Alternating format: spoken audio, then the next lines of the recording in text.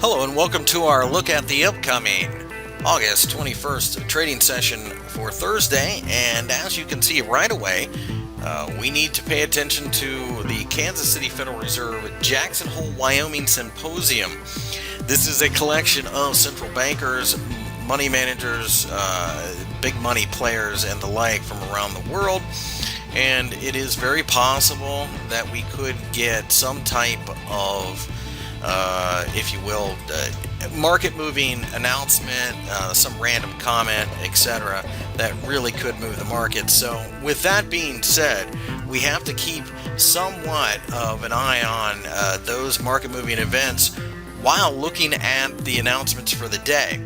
So with that being said, the first announcement that we're paying attention to is the HSBC Chinese manufacturing PMI number, anticipated to come out at 51.5. And quite frankly, the thing about this number is that it's not easy to trade by itself. I mean, there's no real direct vehicle. Closest thing might be the Australian dollar, but truthfully, it's more or less a risk-on, risk-off type of situation. So, for example, if the number comes in less than anticipated, we could get a pullback in some of the risk assets around the world. For example, stock markets. And most of the stock markets, quite frankly, are a bit overdone. So really a pullback would be kind of healthy at this point. Something that we probably need to see. We think that pullback will offer a buying opportunity ultimately. So we don't really have any real interest in selling stock indices. We just think that it could give us a better price if that does in fact happen. Swiss trade balance comes out a little later. Expect that to be very regionalized in the sense that it will probably be more along the lines of the dollar Swiss pair if it's a good number, meaning that the trade balance is going higher. Then the Swiss franc itself will probably gain at that point. On the other hand, if it's bad, it could be positive for the US dollar, which, quite frankly, we think longer term is positive anyways. Looking a little later in the day, we have the UK retail sales. That's probably going to affect the FTSE, and hopefully, if we get a pullback, expected to be 3.5%. What we believe will happen at that point in time is that the market will probably have a knee-jerk reaction to the downside. If that's the case, then it should represent a buying opportunity somewhere at a lower level, because quite frankly, the FTSE looks very healthy and very good at this point. We believe that the market would represent value at that point, and we would be willing to buy on the dips. However, the British pound's a different story. We feel that it's going to 1.65 anyways, so quite frankly, that could just simply move that a little quicker at that point in time.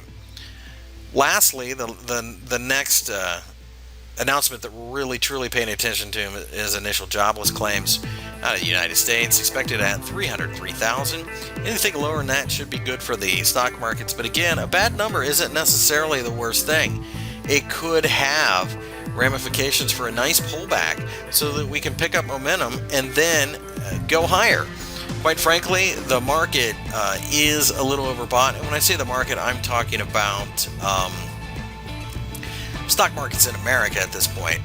The S&P 500 still has to contend with not only the 1990 level, but the 2000 level as well. So really, we could have a bit of a pullback that could help with that momentum.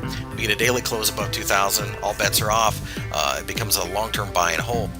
Looking at the S&P 500 again, a nice pullback really wouldn't be the worst thing in the world. We have gone a little bit parabolic, so we're a little hesitant to buy up here, and we hope that's the catalyst.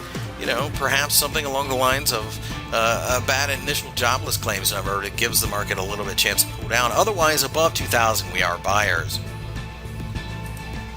Looking at the British pound, you can see that we tried to rally during the session and then sold off to form this shooting star. A less than expected number should send us looking for the 1.65 level, which is where we think we're going anyways. That'll just be the catalyst. A break of the lows, quite frankly, would be enough to have us selling. On the other hand, the dollar yen, as you can see, did go higher and break out above the 103 level and almost the 104 level.